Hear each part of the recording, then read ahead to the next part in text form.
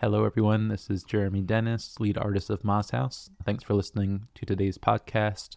We have featured on this episode January 2025 resident artist Nadira Foster-Williams. Nadira is a multidisciplinary artist exploring transmutation and racial curiosity through multimedia art and theater. Their art challenges colonial structures that have disconnected Blackness from mythology, the fantastical, and wholeness. Through performance, visual storytelling, and immersive experiences, they confront institutions of colorism and paternalism while reclaiming narratives of Black love, belonging, and esoteric traditions.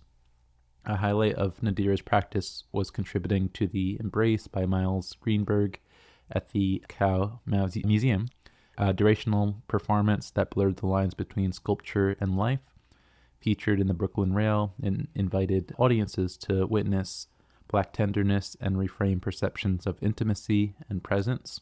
Inspired by thinkers like Michael R. Jackson, Foster-Williams reimagines identity and power, bridging the mystical and political to celebrate Blackness as whole, unbound, and luminous. Welcome, Nadira. Thank you, Jeremy.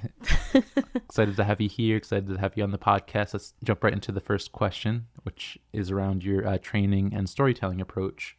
You mentioned in your biography that you studied with Susan Batson's studio and William Esper's studio, dedicated years to refining your craft as a storyteller. How have these experiences shaped your approach to character, narrative, and performance, particularly your work as a multidisciplinary artist? I think my training as an actor and performer has definitely, I used this quote when reflecting on being in the performance, the Embrace, where to be the sculpture, you have to be cracked open. There's this slab of untreated, unrefined material, and over repeated blows, does it become something? So I feel like my training definitely continues to keep me honest and truthful with what's going on in the moment, which deepens my commitment to character, to circumstance, to just me flailing and feeling like, oh my gosh, what's happening in any moment. So yeah, I feel like it made me, Susan Batson definitely taught me so much about my story, my archetypes, what exists just in me. People usually say there's so much disparagement around method acting. And she studied with Stella Adler, so we definitely used ourselves as the starting point, which I think in any kind of revolutionary action, that's necessary. I think it opens it up so well, because I want to follow that up with what kind of characters and archetypes do people describe you as, or do you have a self-description? People. I think that being in the acting world, I'm typically cast as really powerful women, often queer. I get so many requests or castings to be a queer, tough but soft person. Nun comes up often, artist, and my acting coach, one of them, Barbara Marchant at William Esper, cast me as a madam of a brothel and as Silver in Dominique Morisseau's Paradise Blue, who's this, in the 1940s, woman who has her own money and always wears black. For a Black woman, that time, it's unheard of. It's inferred that she is a domestic abuse survivor and a Black widow, so to speak, like maybe not marrying men, but taking care of business, taking them out and taking their money and reinvesting it in her community. So yeah, I usually get roles like that. I've also played a vampire, lots of supernatural roles, which I quite enjoy and would like more of if I can ever get a freaking booking. It's been a while. The industry is in shambles. Hopefully soon. Thanks. But those are some of the roles that you're offered. But do you have a preference for a type of character? I know that you mentioned some that are on the peripheral, some that have power, some that have money. But what's your ideal character? What do you look out for? I look out usually for someone who I personally enjoy, characters that are more complex and difficult to get into because there's a lot of layers. Those are the characters that are closer to the human experience because so many things can be true at once, and we all have these conflicts within us and without us. And yeah, I also leading characters of leadership. I gravitate towards, yeah, I think so.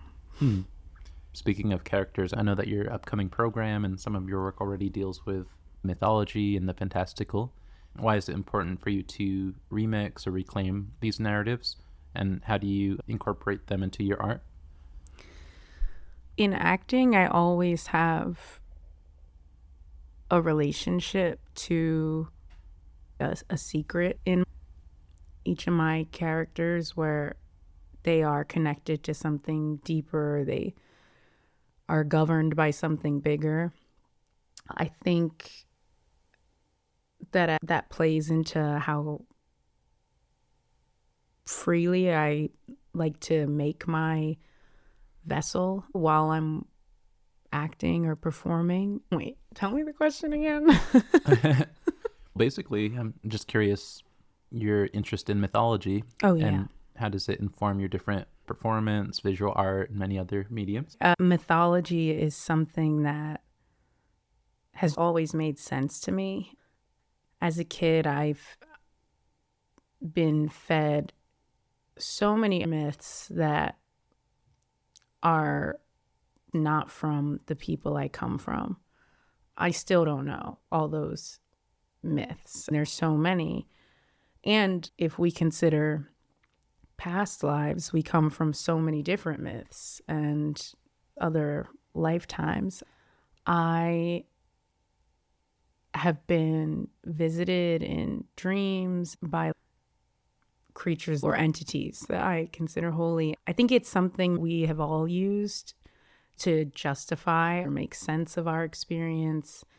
And all the matriarchs of my lineage have always said it's important to believe in something bigger than yourself. That comes up so much. Even when I talk to all my PKs, preachers' kids who are in recovery from organized religion, they still hold fast to that belief. And I think it's true. This is such a flat dimension without that mythos. It forms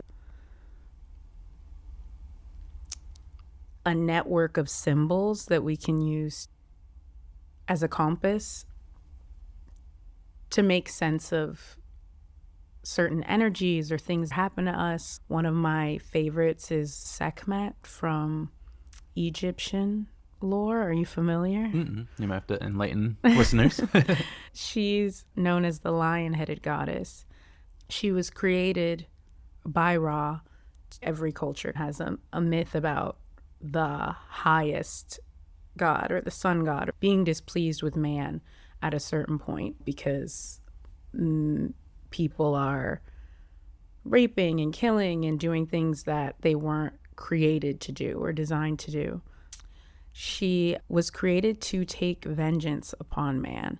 In full lion mode, she would descend every night and just, it was a bloodbath. So much so that the gods, the Ra consulted the other gods because he's, oh my gosh, she's going to kill everybody. There's going to be nothing left. What do we do? And I think one of them suggested that he just take her out, kill her. Like, you created her, so get rid of her, kind of thing. And he's, no, I love her. She's dear to me. I don't want to do that. So they devised a plan where they tinted what looked like, it was like what we might know as beer or brew or some kind of spirit.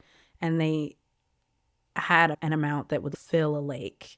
And they tinted it with this, and it made it look red as well. So she thought it was blood.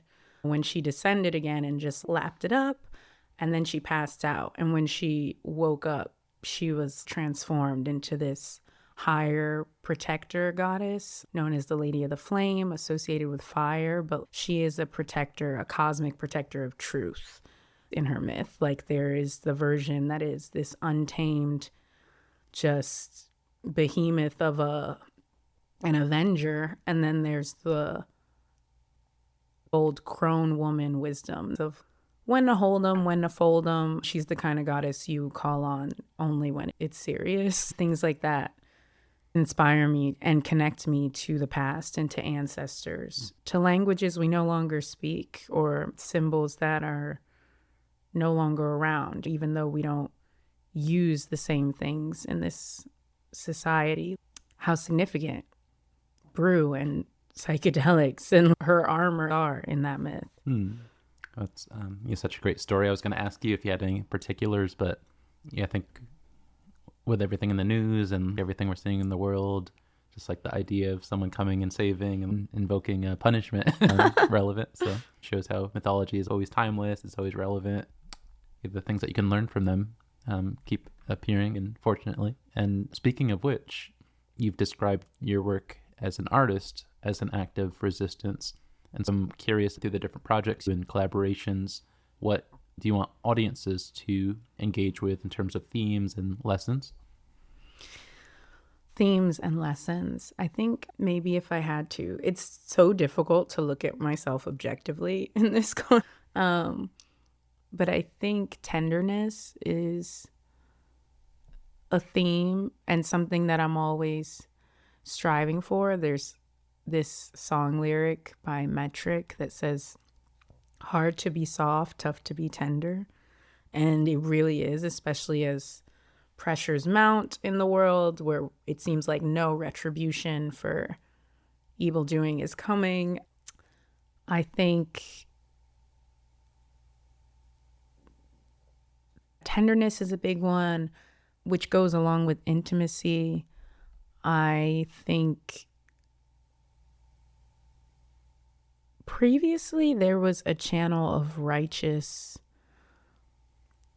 rage coming through for me always, which I think informed me attracting a lot of these tough characters. And the softer I've become, the world still projects so much toughness on my person as like a Black person. And even if I'm from anywhere else, people are always going to see me as Black first. And that informs so much of how I'm received. Whenever I think about this, I think about Du Bois, how he was talking about the veil and Black people being like the seventh son, and always seeing through this veil that represents what people might think of you or where they go first. We can lift the veil, but people seeing in always see through what's put on to us. And there's so much between me, the veil, and the person, right? I think the softer I become, I would like for that to be a theme in my work. I think also rebellion. That's something I don't ever want to give up, because I don't think it's time to give that up yet as a theme or as a practice. I think grief has always been present and is particularly timely because I've experienced a tremendous loss this past year. I think it's important for us to always be accessing grief. We are in a society that's created a culture of just floating above the surface of deep care or intense intimacy that it is to be in the world and to check on somebody or to offer someone a plate or a seat. It's so hustle, and we're ants in this farm just moving past each other. The tenderness that is inherent in grief and the love in profound sadness are themes that I hold close. I don't know if they come through everything, but I'm trying. Yes. Yeah, the responsibility to respond to those things and spend time with them is so important. I'm wondering, on the opposite end, maybe within the arts even, do you see any avenues for hope or any avenues for those type of spaces that allow for that type of contemplation or healing or coming together in ways that we've been repressing? I think Ma's house is a great example of creating space, togetherness, cultural exchange, learning each other's crafts and ways of being. If we can be open to that everywhere, that is a channel.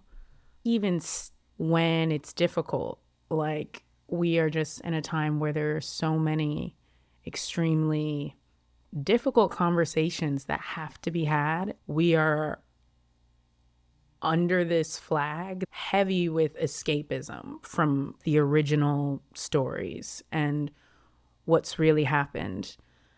We're also in this renaissance of like psychological hyperliteracy, maybe, where there's so many means that have become justifiable to escape from a conversation full of conflict. I think conflict can be incredibly transformative and is and always has been. And we are the living result of conflict. Conception is conflict. Sometimes when I'm creating, I hate being told, oh, this is supposed to be fun. Art, just like family, friends, communication is not always fun. There's a sacrifice to be made. And I think if we can call each other in continually to those practices and to each other as much as we are calling each other out for things, and if we can be willing to dissolve our ideas of what may have been necessary to be true for us to survive, then we can transcend the colloquial truths and get into deeper, I'll say deeper truths that could yield cosmic communication, cosmic connection with each other. Absolutely. The whole point of Ma's house is to have that connection. Even though we're a modest space, for people who haven't come in person and met you, I've been spending 2 weeks here, and part of that overlapped with another artist, Noel Mahagthi, who's a Ohio-based artist with a Palestinian background. They're a visual artist. How was your time together? Did you have interesting conversations, or how did that go? Yeah, we did. I enjoyed our time together. I heard through Noel, just talking to you, that not all artists get along, which is interesting because what is getting along kind of thing. But I think we really did. And I think I learned a lot about,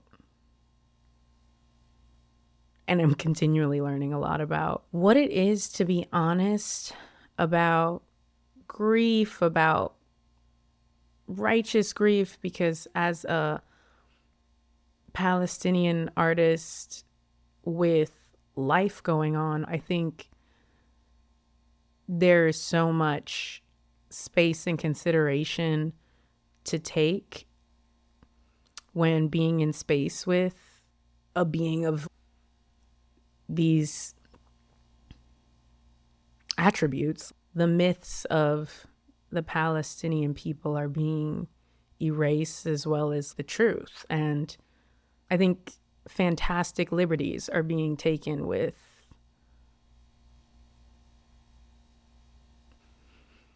how we relate to.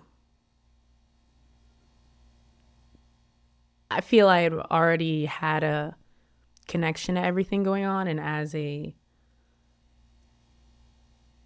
fugitive indigenous person in this country that's like just been here as long as I go, but like my family even, I have no idea how to even begin to trace those roots back. Hopefully that'll open up for me in time, but we talked a lot about that as well. It feels strange to talk when she's not here because I feel like she can say, but like we talked about even how sad she feels when she thinks of Black folks not really being able to even mourn home the way she is. And that's really deep we could get into. But we had profound conversations, and I appreciate her willingness to stay when some of those became difficult around grief and understanding and empathy and sympathy and all these things that actually feel difficult sometimes.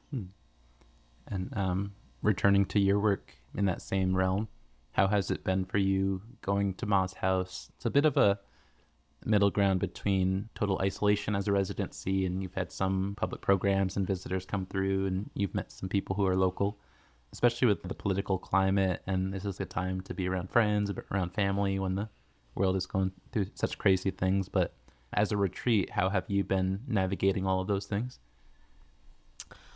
I think because both my parents are dead, I have been leaning into community in such a softer way. And I've just been really appreciative of the outpouring of love present at Ma's house and like family and community. And I felt like a loved guest. Like I feel really good. I could cry. I don't want to. But like, yeah, sometimes I don't want to, even though I feel it's important.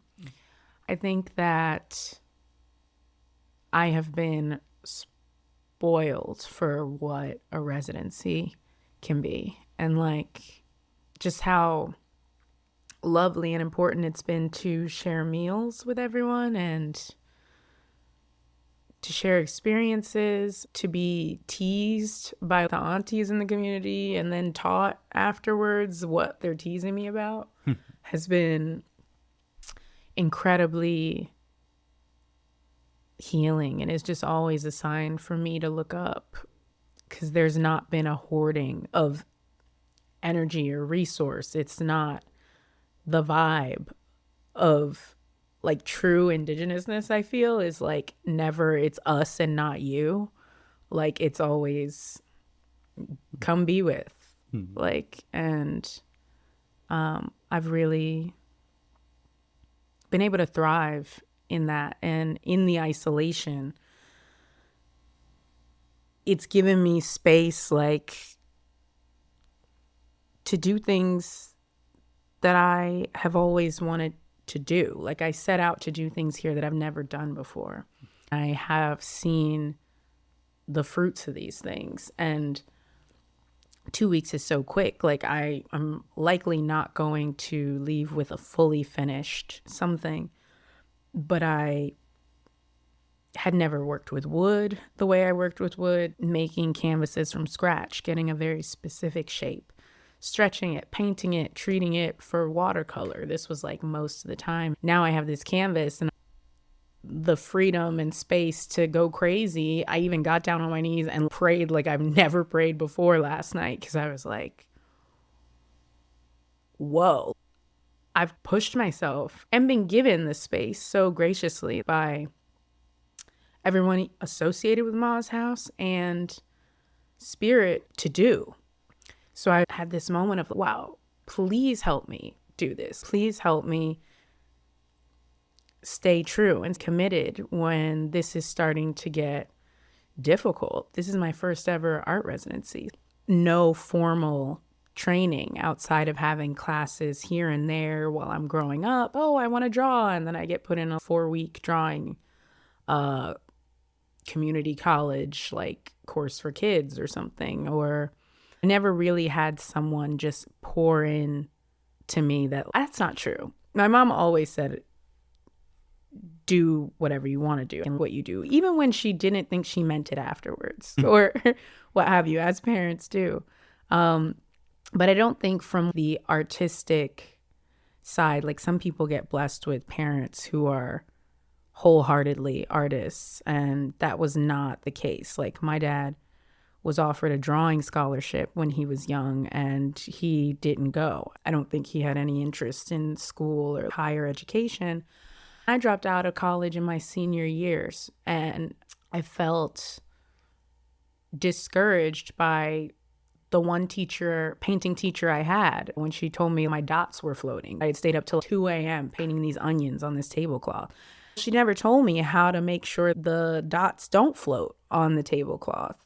Now that's something that I'm being patient with myself and earning skills or classes for an earning community that can support. But I think I've been surprised by this residency and by what I'm capable of doing, even without things that society tells you you need to be full, thriving, and successful.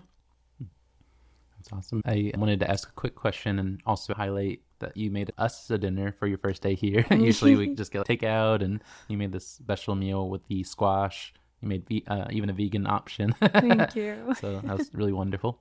A lot of Moss houses, the reciprocity, like give and always appreciate.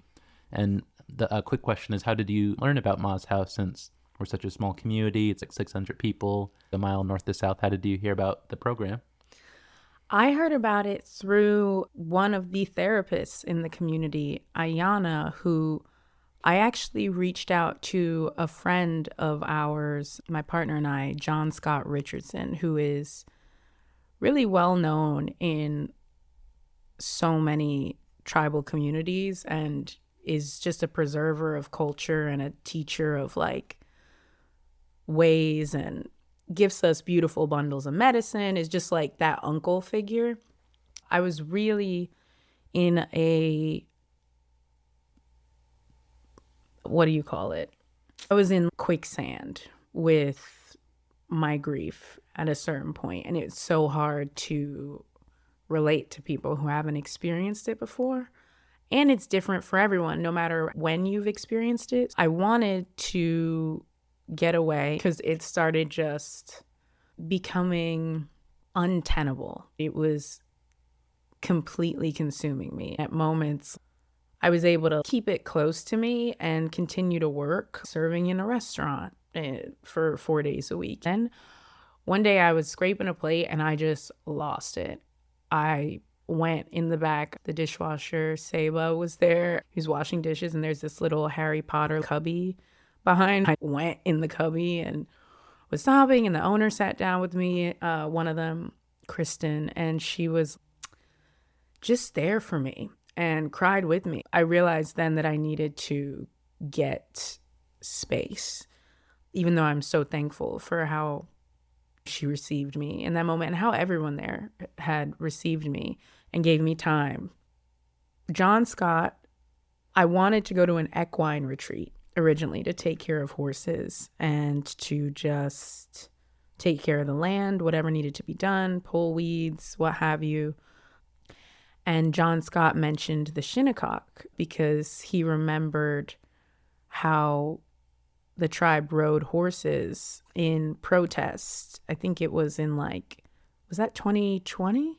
I think it happened again pretty recently. Recently. So this is right. That's in the news. So I reached out to the general email address that I saw on an article about the Shinnecock, and the person who responded was Ayana, and she's like, our horses are with private families now, and like things have changed since, but we do have an art residency, and I see you're an artist. And I had forgot that my email signature was attached to my website, where I don't even have a lot of my visual art featured, but it just touched me that, wow, people do click on the links, and she's so intentional, and she really just wanted to help me and connected me to you. And we started emailing. I filled out an early application, And checked in January, and you were like, oh, I thought it was pretty set. Just come on. And I was like, wow. So then it wasn't the trip that I thought I would have in my head at first, but it's turned out to absolutely be what I've needed. Yeah, it's like going step through step and longest, most excruciating. No, I was like envisioning it all in my head. Yeah. Well, speaking of the Moss House story and your time here, tomorrow you'll be leading a public program titled Myth Building to Thrive. Do you just want to briefly describe, if people miss it, what they're missing out on? Yeah, we are using myth to orient us on the new moon and the first day of the Lunar New Year. The green wood snake is all about transformation and letting die off, be dead, and becoming new, and being patient with oneself during that transformation, which I think encompasses every reason that I'm here and how I've been approaching working here. So we'll be working with watercolors to mythologize any aspect of us that we would like to carry through this transformative portal, or that we think we want to leave behind. We'll explore how with Sekhmet's righteous anger, that's also what makes her the strongest warrior and protector of truth in the Egyptian canon. Yeah, I think expect the unexpected. And I plan to do something with all of the things that come up. Everyone's going to bring something that I can't even anticipate. So I guess we'll just see what happens. I'm looking forward to it. But how you're acknowledging the lunar cycles and the current events, and it's going to be really relevant to what everyone's thinking. I think my last question is, what's next for you after the Moss House residency? So you're here for a couple more days. Do you have any upcoming projects or things you can reveal or talk about? Or I am working on upstairs. I was just maddened and going insane over this painting that I've started. Honoring my mother, there's so much with that. I want to do it right, but I need to be patient. I would like to apply for more residencies and continue to refine and expand my instrument. I had submit to like a Black Zine fair. Maybe I'll hear from that. A playwriting fellowship. I am looking into a residency at the Textile Art Center, and that would be lovely. They do offer one full ride, so that would be incredible. One of the things I'm working on here is embroidery, and I'm really into textile arts. I've always liked little things and miniatures and scale models, and just so many of the artists here, seeing how they've worked with textiles and beads is something that I realized I've always wanted to do. If I'm accepted, then why not? I think I'm in a place of why not me. Issa Rae said this during Black Girls Rock one year, and my mom had recorded it, and she's, I recorded this because you need to hear this. And Issa Rae was saying, like, for so long I defined myself by what I wasn't, and it wasn't until I started defining myself by who I am that I started to see things really change. So I think in rebirth, after this death of me, death of my own, recognizing that the sky only begins with the limit that I place on it. I like to be in a place of continuing to learn, not knowing anything, but what maybe I know. Well, so well said. And I was just going to ask, are there any other questions or things you wanted to cover in the podcast episode, or do you think everything was well-rounded? I guess I'll be gritting my teeth after listening, like, why didn't I say that? Great interview. So thank you so much. I think you're an awesome interviewer. These were really good questions, really challenging for a new blossoming artist, but also I feel so supported. Thank you. I don't know what's next for you, actually. The year is all booked almost for the residencies. We're trying to do the upstairs space, redo it for alumni, so you have to come back one day and share what you've been working on in the future. I love that. But maybe I'll share with our listeners, if you'd like to follow Nadira's work on Instagram, it's nadira.sara with 3 A's in the second area. 2 A's in the second. SAARA. You all can also listen to my weekly radio show on WFMU 91.1 FM or WFMU.org. You can stream, and my show is called Materialize with Naomi Shamble, because I'm fabulous but a mess. Thank you so much for being on the Moss House podcast and for participating in the residency. Thank you, Jeremy, for having me.